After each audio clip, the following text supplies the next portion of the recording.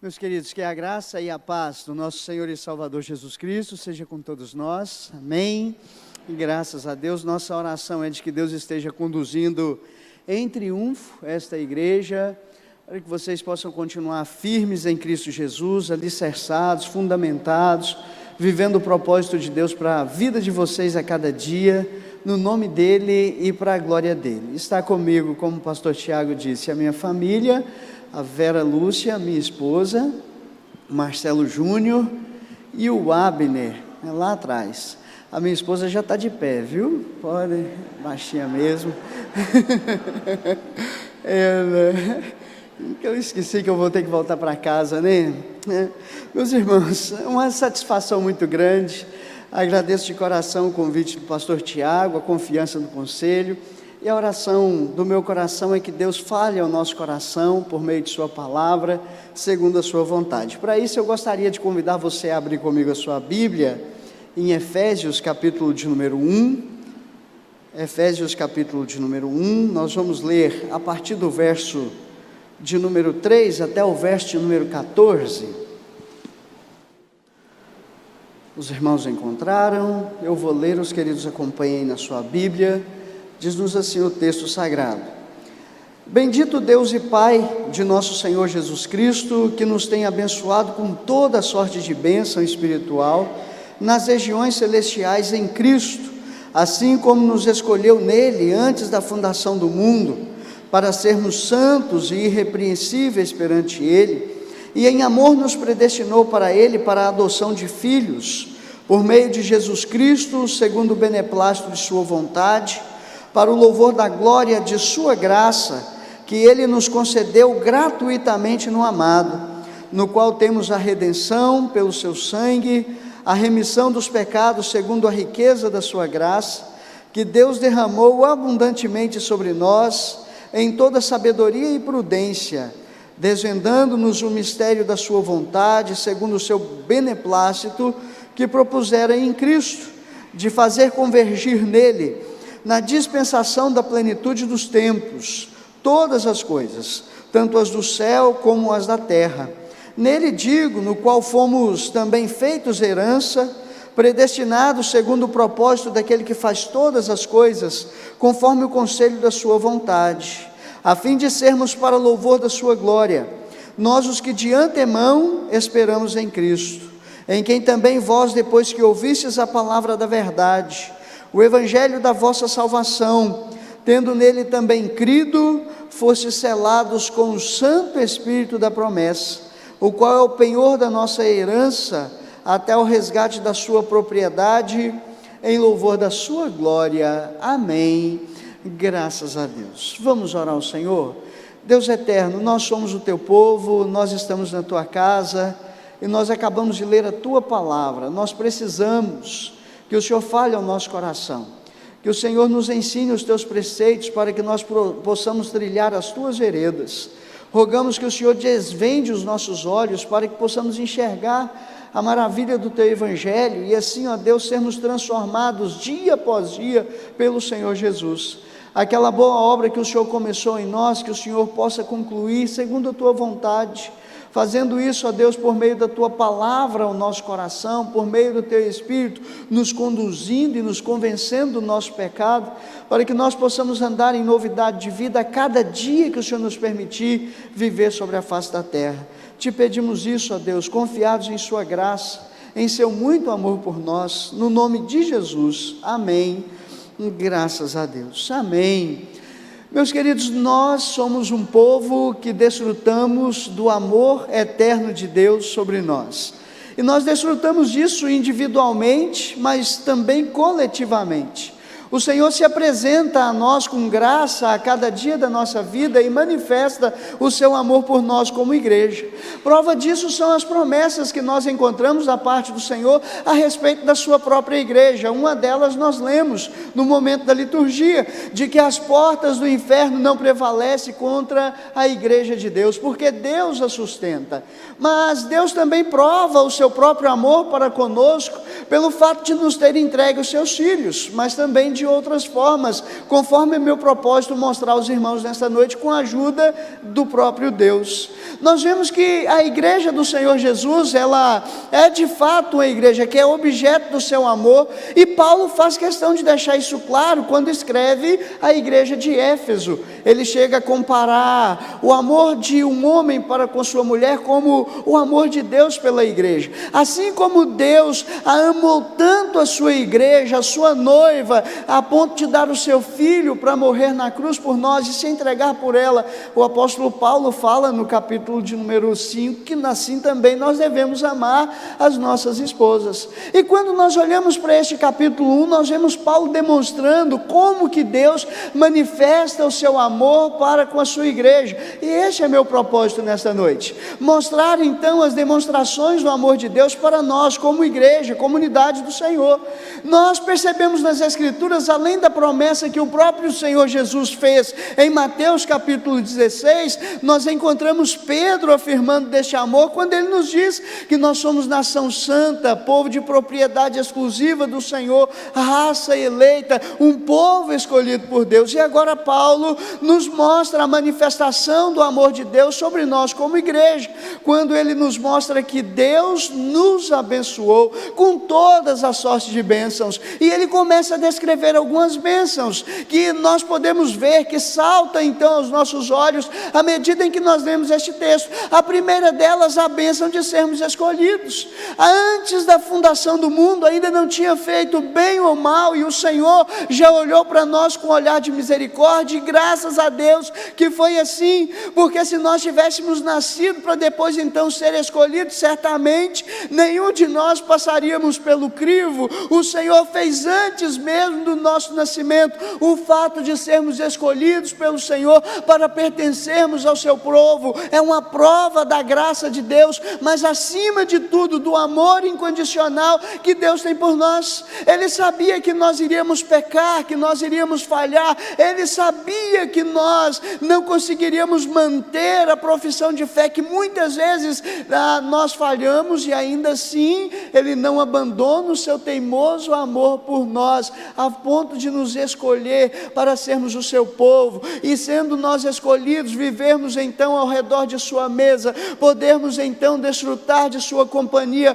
podermos então nos achegar diante dele, termos a certeza de que quando nós oramos, Deus ouve, termos a certeza de que quando nós de fato precisamos, o Senhor está sempre presente, conduzindo e cumprindo cada uma de suas promessas em nossa vida, a de que não nos deixaria, mas que estaria conosco até os confins da terra, ou até as outras eras, até se consumar todas as coisas. De fato, Deus demonstra este profundo amor para conosco pelo fato de nos ter escolhido, e que maravilha ser escolhido pelo Senhor. Nós só percebemos isso quando nós vivemos de alguma forma na terra, quando nós passamos por alguma escolha, aquela alegria que você sente ao passar em um processo seletivo, você foi escolhido, aquela alegria que você sente de ser escolhido para algo, e que nós então não esperávamos, como isso enche o nosso coração. Quando criança, e até hoje, nunca tive muito domínio, nunca fui bom jogador de futebol, e quando iria se dividir o time, eu era sempre o último a ser escolhido, e quase sempre era escolhido porque era o dono da bola, e se eu não brincasse, ninguém brincava.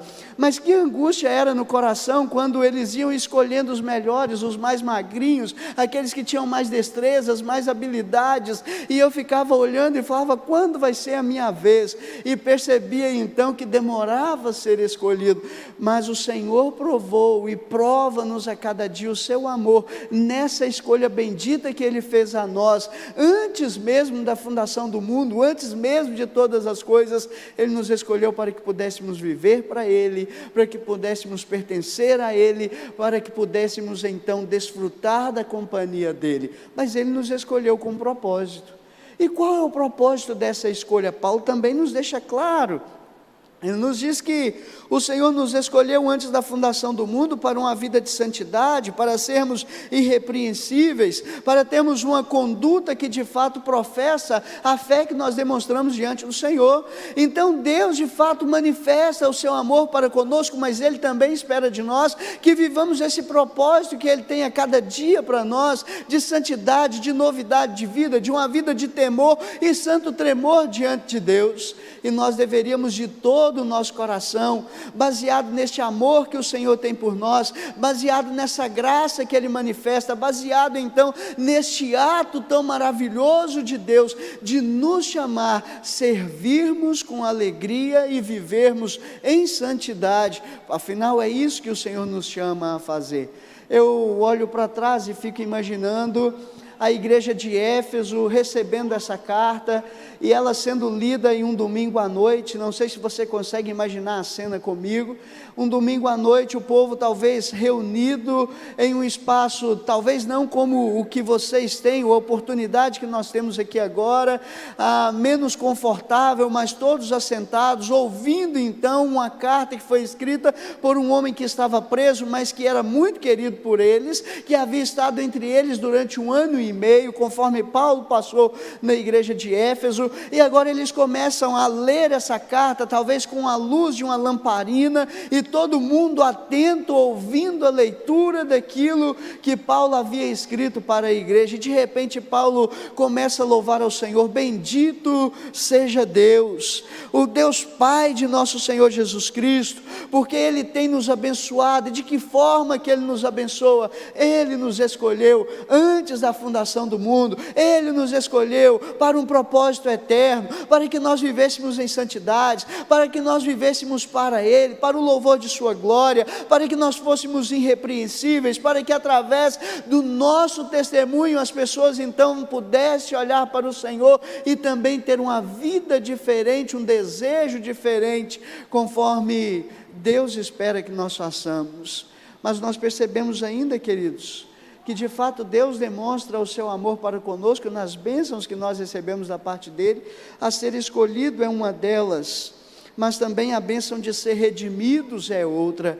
Se o Senhor nos mostra em sua palavra que o Pai nos escolheu antes da fundação, Ele também nos mostra que o Pai enviou o seu Filho para nos redimir. Mesmo sendo nós escolhidos, nós pecamos contra o Senhor, nascemos em pecado, conforme diz Davi no Salmo 51, e precisávamos ser redimidos, e essa remissão somente alguém poderia fazer por nós, é Cristo Jesus. E aí quando chega no verso 7, Paulo nos mostra exatamente isso. Verso 6, para o louvor de sua glória, de sua graça, que Ele nos concedeu gratuitamente no amado, no qual temos a redenção pelo sangue de Cristo Jesus, a remissão dos pecados, segundo a riqueza da sua graça, que Deus derramou abundantemente sobre nós, em toda sabedoria e prudência, desvendando-nos o mistério da sua vontade, segundo o seu beneplácito que propusera em Cristo. O Deus que nos escolheu demonstrou o seu amor a nos escolher, mas o próprio Deus que fez com que surgisse a igreja, que fundou a igreja, também nos abençoa com a sua graça, nos enviando o seu Filho amado, aquele que tira o pecado do mundo, que é chamado por João Batista de o Cordeiro de Deus, aquele que nos purifica, aquele que nos redime, aquele no qual nós temos a redenção eterna, aquele em quem está firmada toda a nossa esperança, aquele que não deixa com que a nossa esperança se confunda, porque Ele derramou o seu próprio amor para conosco, e provou esse amor, morrendo por nós, sendo nós ainda pecadores, uma redenção. O Senhor veio para fazer isso. Deus demonstra o seu amor nos escolhendo, mas Deus também prova o seu amor nos redimindo, fazendo aquilo que nós jamais poderíamos fazer. E Paulo deixa claro isso no capítulo 2, você vira a página da sua Bíblia, você vai encontrar ele dizendo que todo homem sem conhecer a Cristo, ele está morto nos seus delitos, nos seus pecados, ele anda conforme as inclinações da sua carne, ele faz a vontade dos seus pensamentos, ele é leal ao inimigo de sua alma, ele é considerado filho da desobediência, mas Deus em Cristo Jesus nos deu uma nova vida, tão somente por sua graça maravilhosa, maravilhosa, nos redimindo do nosso próprio pecado. E é isso, e é dessa forma que Deus demonstra o seu amor por nós. Ele nos escolheu, mas Ele também manifestou a sua graça, nos redimindo, fazendo por nós aquilo que nós jamais poderíamos fazer, nos tirando das trevas e nos trazendo para a sua maravilhosa luz. E é dessa forma que, como igreja, nós devemos olhar para o Senhor, o Deus que escolhe, mas também o Deus que redime, o Deus que olha para o mais perdido pecador, e que muitas vezes nós dizemos: para esse não existe jeito, e o Senhor vai lá e transforma, o queda aos seus pés e o muda, e nós depois apenas o glorificamos, porque dizemos: de fato, eu achava que não tinha jeito, mas para o Senhor não há impossíveis. Realmente, um Deus que nos redime através do seu Filho amado. Deus prova o seu amor para com a igreja, queridos, e não é apenas nas bênçãos materiais que nós desfrutamos, isso é apenas consequência. Deus prova o seu amor para com a sua igreja, é pelo fato de nos ter chamado de seus filhos, nos escolhido antes da fundação do mundo, e é pelo fato de Ele nos enviar o seu Filho para nos redimir do cativeiro, da corrupção, do império das trevas, e nos fazer nova criatura. Olhe para você. Você se acha digno de estar nessa igreja? De estar diante de Deus? A nossa dignidade não está naquilo que nós fazemos, ela está totalmente naquilo que Cristo fez por nós. E um dia Ele demonstrou tanto amor para este povo, que Ele chama de igreja, ou que chama de a sua noiva, que Ele resolveu reescolher para si um povo seu, que Ele escolheu redimir este povo, e que ainda tem um propósito tão glorioso na vida deste povo, conforme diz Judas, que um dia Ele há de nos apresentar imaculados diante da sua glória, com exultação. Judas, o verso 24 diz isso. Meus irmãos, vocês não me conhecem, talvez alguns, mas uma das coisas que eu tenho é de brincar muito. E nessas brincadeiras, às vezes até extrapolo. E um dia, em uma brincadeira, eu peguei o meu filho maior e o meu sobrinho, que era magrinho, né, devia dar umas 800 gramas molhado.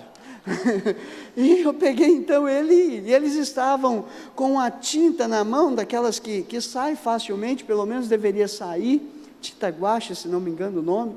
E eu, brincando com eles, disse que ia fazer o Hulk no meu sobrinho magrinho. E o meu filho então falou: faz em mim também, pai. E eu comecei a pintar de verde, e fui pintando, e quando eu olhei para os meninos, estava uma obra de arte. Meu filho com 4 anos, meu sobrinho com 6, 7, e de repente a minha esposa chegou e disse: olha, você que vai dar banho, né? E acabou ali a brincadeira e eu fui dar banho. Quanto mais lavava, mais tinta saía. E esse versículo de Judas me vinha à mente, de que Deus vai nos apresentar um dia imaculado, sem mancha alguma, com exultação, diante da sua glória. O resultado é que eu passava sabão, shampoo, e de todas as formas, lavando, e quando eu fui enxugar, ainda a toalha ficou suja, depois de um tempo. E eu fiquei imaginando como que é isso. Só que o que Jesus fez por nós é muito maior do que um banho de alguém que estava sujo de tinta guache. O Senhor nos lavou do nosso próprio pecado, Ele nos redimiu, Ele nos transformou, Ele nos deu uma nova vida. Nós que estávamos no lamaçal, fomos completamente limpos em seu sangue, e é dessa forma que Deus demonstra o seu amor por sua igreja. Ele nos escolheu, mas Ele também nos redimiu em Cristo Jesus. Mas em terceiro lugar, queridos, a igreja é prova do amor de Deus, ou desfruta do amor de Deus pelo fato de sermos escolhidos, redimidos, mas também de sermos habitados pelo Espírito Santo, ou selados, conforme é o que Paulo diz. E aí ele vai chegar a este assunto no verso de número 13, em quem também vós, depois que ouvistes a palavra da verdade, o evangelho da vossa salvação, tendo nele também fostes selados com o Santo Espírito da promessa, o qual é o penhor da nossa herança até o resgate da sua propriedade em louvor da sua glória.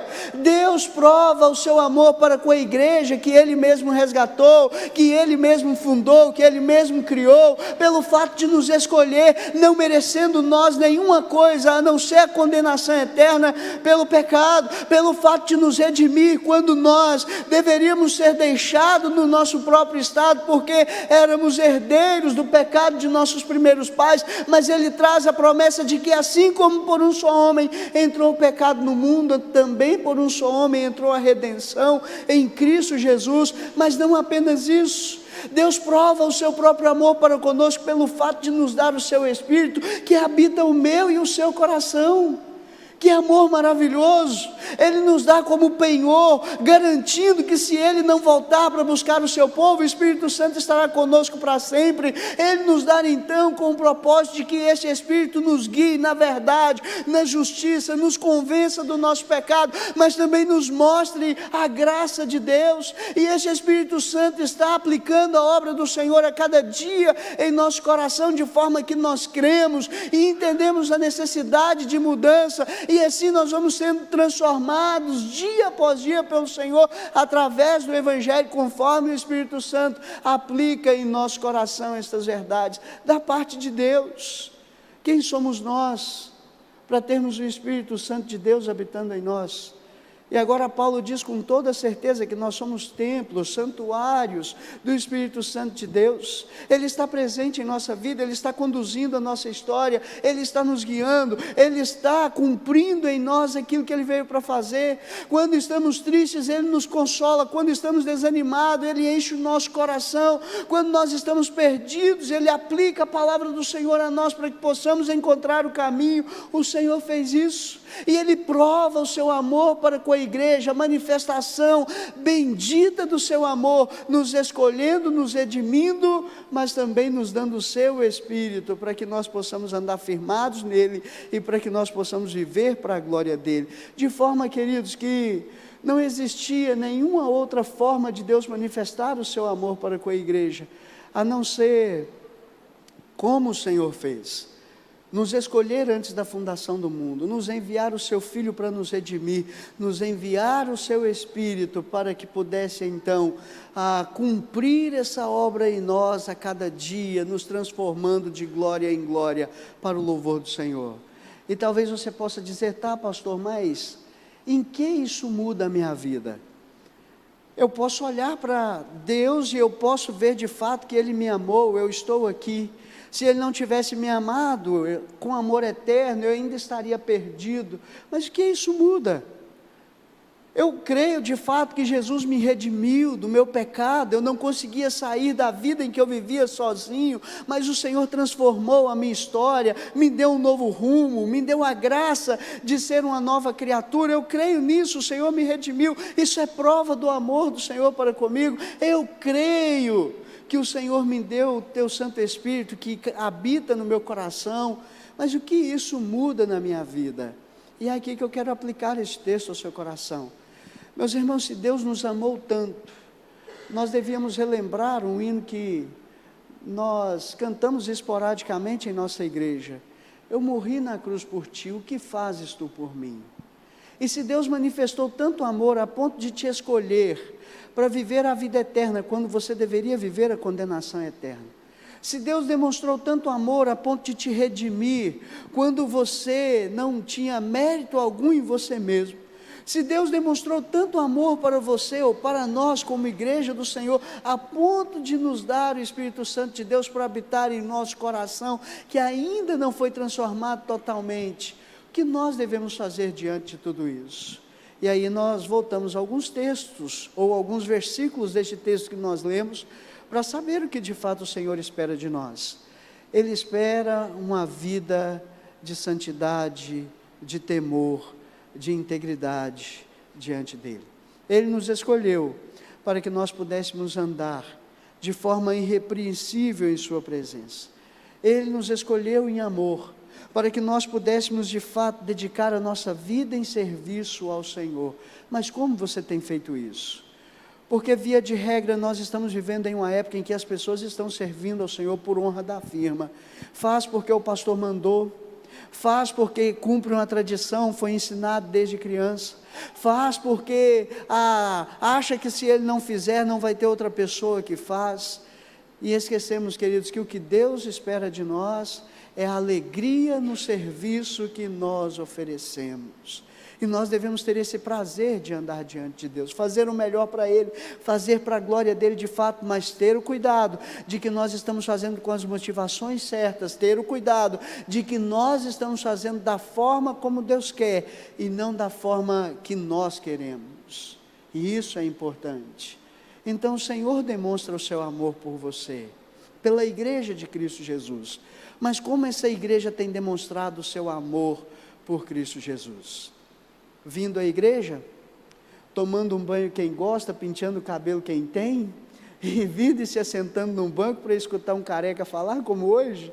É assim que nós demonstramos de fato o amor que Deus tem por nós, aquilo que nós deveríamos fazer? É assim? É muito pouco, meus irmãos. É uma vida de santidade, é uma vida de serviço, é uma vida de temor e tremor que Deus espera de nós. Mas a segunda coisa que nós devemos fazer em resposta a este amor de Deus por nós, deve ser fazer tudo para o louvor de sua glória. Esse é o nosso propósito principal, fazer para a glória de Deus. Uma frase atribuída a Lutero, que depois de um sermão que ele havia pregado, a respeito de fazer tudo para a glória de Deus, dizem que um sapateiro parou e perguntou: como que eu posso, um simples sapateiro, fazer as coisas para a glória de Deus? E ele disse: você pode fazer os melhores sapatos e vender pelos preços mais justos. Essa é a forma que você glorifica ao Senhor.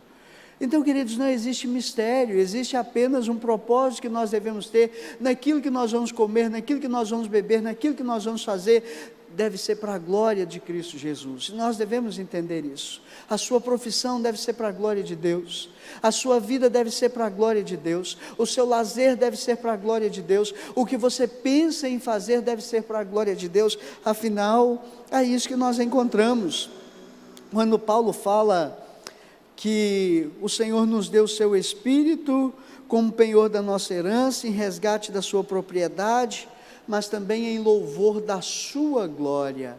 O que você tem feito para o louvor da glória de Cristo Jesus, o nosso Salvador? Mas eu ainda aplico esse texto no seu coração de outra forma. Talvez você esteja aqui e diga: pastor, olha, tudo bem, mas eu não sou membro da igreja, ou ainda estou precisando assumir um compromisso maior em relação à fé que eu professei. Meu querido, Deus não abandona o seu teimoso amor por nós. Deus não abandona, e Ele prova este amor a cada dia para conosco. Nós podemos nos relembrarmos do que o Senhor fez a Pedro, após ele ter negado o Senhor Jesus. Ele volta então à sua pescaria, o Senhor vai ao encontro dos discípulos ali na praia, eles estavam pescando, Pedro achando que tinha arruinado tudo, o Senhor olha para ele e pergunta: Simão, filho de João, tu me amas? E ele diz: sim, Senhor, tu sabes que te amo. E o Senhor faz essa pergunta por 3 vezes, coincidência ou não, o fato é que Pedro havia negado a Cristo 3 vezes, e agora ele tem a oportunidade de confessar o seu amor por Cristo 3 vezes, e o Senhor então diz: vem e segue-me, e o Senhor ali o restaura. Sabe, Deus continua restaurando corações.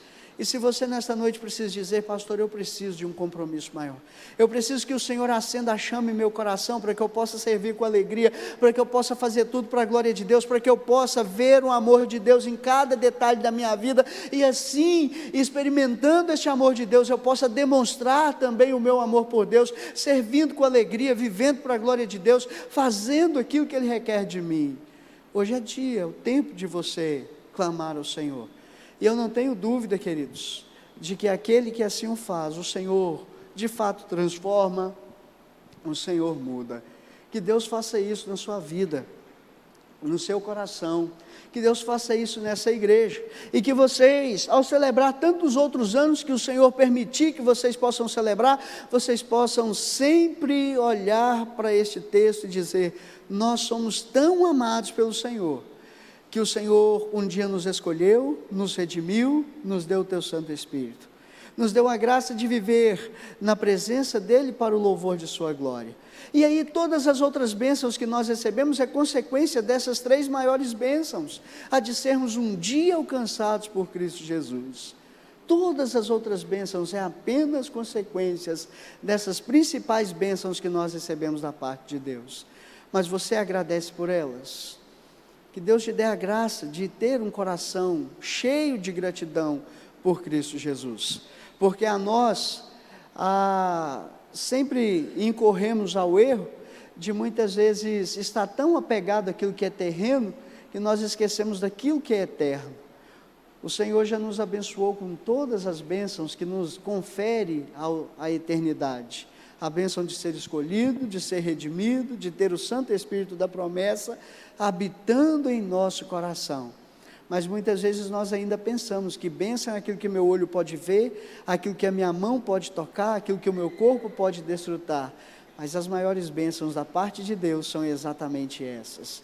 Vivam como povo escolhido, caminhem como um povo redimido, celebrem como um povo que estão cheios do Espírito Santo, conforme o Senhor nos deu como bênçãos, manifestando assim a prova do seu amor para com cada um de nós, e que Ele faça isso a você e em você, e nessa igreja, todos os dias da vida de vocês, no nome de Jesus, amém, e graças a Deus. Vamos ficar de pé, vamos orar ao Senhor, logo após eu devolvo a palavra ao pastor Tiago. Senhor Deus, nós somos o Teu povo, e nós podemos ver o Teu amor a cada dia para conosco. Nós não merecíamos nada e o Senhor nos deu tudo. Um dia o Senhor nos escolheu, antes da fundação do mundo, olhou para nós com um olhar de graça e de misericórdia, e em compaixão nos permitiu pertencer à família da fé. Para que isso acontecesse, o Senhor nos enviou o Seu Filho, que nos justificou, que nos adotou, que nos recebeu como herdeiros de uma promessa gloriosa, e agora nós podemos desfrutar de tudo aquilo que o Senhor tem como bênção para nós. Nós temos, ó Deus, a bendita esperança de que mesmo que sofremos lutas aqui nesta terra, o Senhor tem preparado para nós um lugar que nem ouvidos ouviram, ó Deus, e que nem olhos viram, e que nem sequer penetrou o coração humano, e que nós vamos desfrutar porque o Senhor nos escolheu e porque o Senhor nos redimiu. Mas o Senhor também nos deu a graça de que enquanto estamos nessa terra, nós podemos desfrutar da Tua presença através do Santo Espírito que habita o nosso coração, que nos convence do nosso pecado, do juízo, da graça bendita do Senhor sobre nós. Deus tenha misericórdia e a cada dia sustente o Teu povo, para que nós possamos não só entender o amor do Senhor por nós, mas assim, ó Deus, baseados neste amor, Te servir com alegria, viver em novidade de vida, fazermos tudo para o louvor da Sua glória, e assim, ó Deus, andarmos diante do Senhor com humildade, com temor e com santo tremor, assim conforme o Senhor nos ensina em Sua palavra. Deus, conduz essa igreja, para que o Teu povo continue fiel ao Senhor, para que eles sejam achados íntegros diante de Ti, para que eles possam celebrar ao Senhor a cada dia de sua vida, e viverem assim, ó Deus, de conformidade com a Tua palavra. Nós Te pedimos, ó Pai, confiados não em nosso nome, porque nós somos pecadores, mas a nossa oração é no nome de Cristo Jesus, o nosso Redentor, aquele que vive, aquele que reina hoje e por todo sempre. Amém. Graças a Deus. Amém.